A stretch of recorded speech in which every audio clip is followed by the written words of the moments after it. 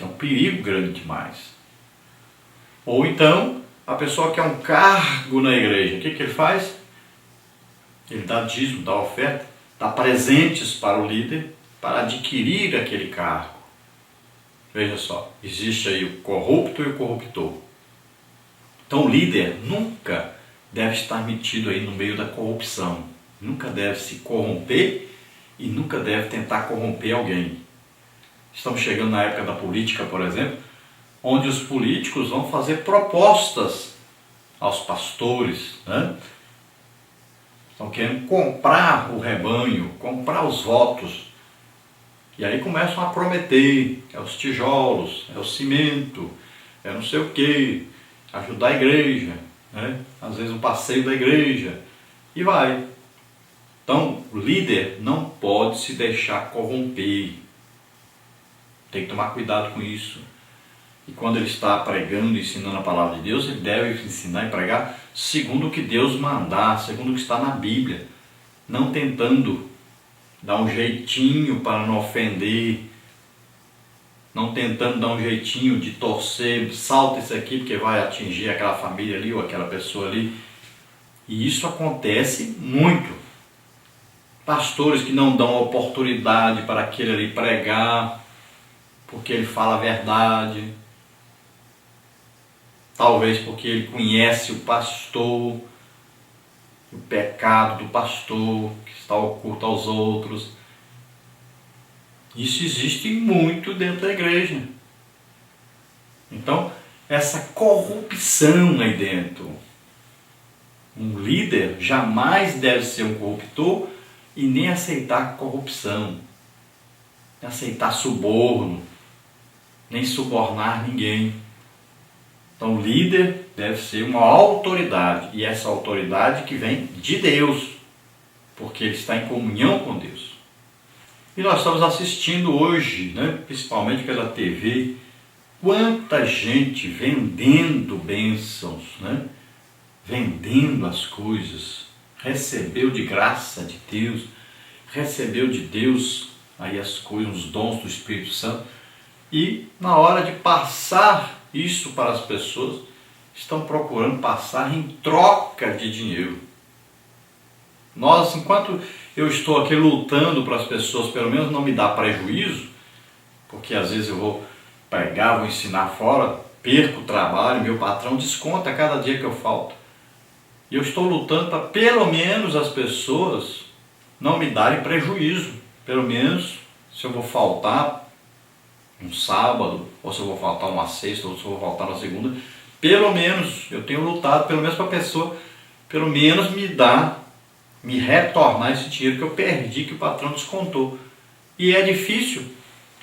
Agora eu não sei como é que essas pessoas, esses picaretas que tem por aí, que vivem só para ganhar dinheiro, ganham aí fortunas, pregando, cantando, ganham muito dinheiro. Lá eles não têm que se preocupar com as despesas não. Porque quem ensina a Bíblia, mesmo é verdade, está aí. Quantos lugares eu fui que tive até que pagar para pregar lá? Porque a pessoa não me deu nada e eu saí de lá e as despesas que eu tive que pagar. O patrão descontou os dias e os lanches que eu fiz tive que pagar porque a pessoa não deu nada. Então é uma luta para conseguir até a despesa. E a gente não entende como é que tantos picaretas sobrevivem, ganham fortunas pregando coisa errada, ensinando coisa errada. E estão aí. Quem é que chamou? Os líderes. Quem é que apoiou? Os líderes. E estão aí. Por todo o Brasil. Um monte de picareta. Você pergunta, irmão, como é que foi lá? Não, o povo pulou, dançou, se emocionou. Quantas pessoas curadas? Nenhuma. Quantos batizados do Espírito Santo? Nenhum. Teve salvação? Ah, foi, muita gente está na frente. Foi, emocionada. Quando chega na outra semana não tem ninguém mais. Não se acha essas pessoas que aceitaram Jesus. Estão por aí. Quantos picaretas, casados às vezes, 2 vezes, 3 vezes, estão dando ensino para famílias. É muita gente assim. Muita. Dando ensino para famílias. Divorciados estão dando ensino para a família. É claro, separou da sua esposa, estava mais velha, casou com uma bem jovenzinha, bonitinha, apaixonado. Aí vai ensinar a família. E isso tem demais na igreja hoje. Então muitos são ensinados aí na psicologia, enganam as pessoas. Oram pelas pessoas, a pessoa pensa que foi curado, foi nada. Ele não tem coragem de pegar e vamos dar o testemunho aqui se foi curado mesmo. Não. É apenas psicologia.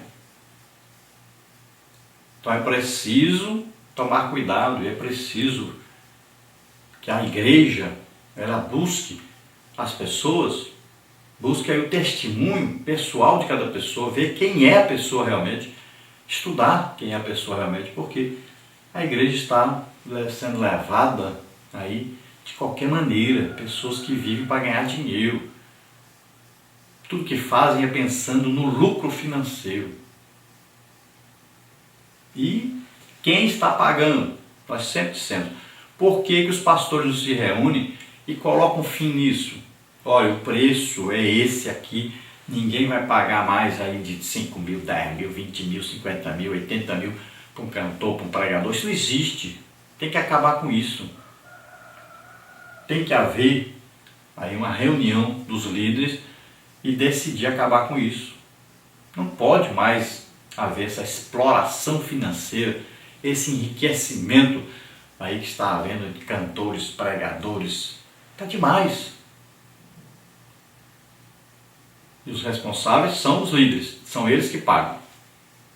Aí tem gente vendendo água, aí tem gente vendendo água ungida, toalhinha ungida e não sei mais o que, tudo vendendo.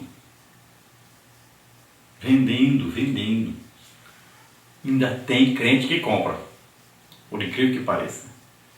Tópico 3, gravidade e sinceridade. São atitudes que equivalem à seriedade. Um obreiro deve ser sério, honesto, com postura que honre a Deus e ao seu ministério. Completando a lista de recomendações, Paulo diz que Tito deve ter linguagem sã e irrepreensível, para que o adversário se envergonhe, não tendo nenhum mal que dizer. É a conduta exemplar exigida de todos que querem ser obreiros dedicados à obra do Senhor. Então, gravidade e sinceridade deve ser, então, as atitudes daqueles que vão ensinar, que vão pregar, né, a palavra do Senhor. Essa gravidade tem a ver com ser de acordo com a Bíblia. Maneira de falar irrepreensível quer dizer que a pessoa não vai aí falar coisas que não condizem com a Bíblia, ou que são palavras que levam as pessoas para longe de Deus. É evidente que você deve falar na igreja as coisas que acontecem, não é? Mas a maneira de falar tem que ser medida, controlada pela palavra de Deus. É evidente que você vai falar, por exemplo, especificamente sobre família. Se você vai falar sobre família, você vai falar de uma parte que fala sobre sexo, é evidente. Se você vai dar um ensino sobre família, você tem que entrar com essa parte. Por quê? Esta parte é uma parte que a igreja está necessitando muito hoje. Por incrível que pareça, é uma coisa que não é falada na igreja, não é ensinada na igreja, e as famílias estão aí se desmoronando, casamentos e mais casamentos se acabando, porque não existe um ensino dentro dessa área. É preciso haver um departamento na igreja de família. Pessoas que visitem os casais, que orientem os casais. É preciso orientação dos filhos com atitude para com os pais para com os filhos, do esposo para com a esposa, da esposa para com o esposo. É preciso falar de todas as áreas do relacionamento da família. Então é evidente que existe. Agora, temos que tomar cuidado porque muitas vezes a pessoa prega 2, 3 horas sem citar nem a Bíblia. Não existe nem Bíblia nessa pregação. Ou às vezes a pessoa também fala muito da Bíblia, mas não aplica essa palavra ao cotidiano, à vida da pessoa. Então as pessoas ouvem muita Bíblia, mas Como ela não foi aplicada à sua vida, ela vai para casa sem aprender. Ela não raciocinou que aquilo servia para ela. Não melhorou a vida dela, não cresceu espiritualmente. Então, esses dois extremos aí são péssimos, né? Então a palavra tem que ser pregada e aplicada à vida daquele que está ouvindo. E essa palavra deve ser de tal forma que cause na pessoa um raciocinar, um pensar, um analisar e um desejo de mudança, de melhora na condição espiritual. A conclusão diz: as exortações de Paulo a Tito são de grande valor para os obreiros em todos os lugares e em todos os tempos. Ele especifica como tratar as pessoas por suas diversas faixas etárias. Destaca o valor do exemplo cristão como forma de evitarem-se os escândalos que tanto comprometem o bom nome do Evangelho e da Igreja de Cristo. São ensinamentos perfeitamente atualizados, não obstante terem sido escritos há tanto tempo.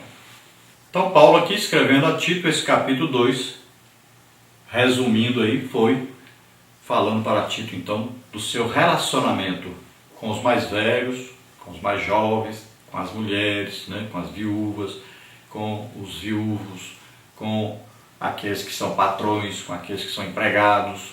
Então existe aí todo um relacionamento do obreiro para com as pessoas e existe aí também um ensino de Paulo sobre a necessidade do bom testemunho daquele que é líder.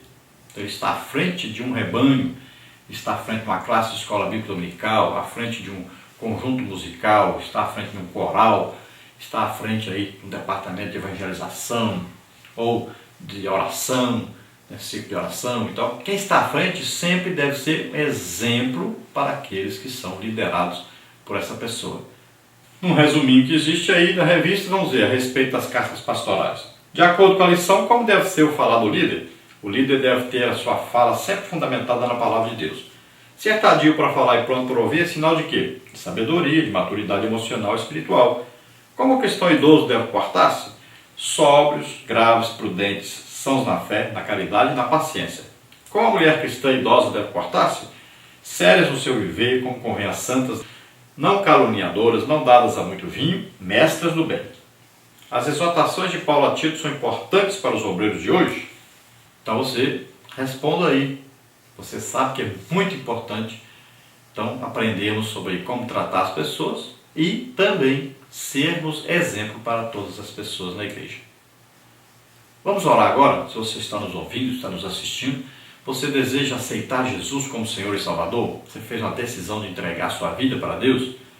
Você vai se arrepender agora dos seus pecados e acreditar que Jesus levou na cruz do Calvário nossos pecados, nossas dores e enfermidades. E você vai receber agora a salvação. Seu nome será escrito no livro da vida lá no céu. Se você viu que você não está vivendo conforme a palavra de Deus, então você faça agora a decisão de fazer uma reconciliação com o Senhor. Vamos orar juntos agora. Se você está doente, está enfermo, nós vamos orar. Seja curado, receba a cura agora em nome de Jesus. Creia nisso.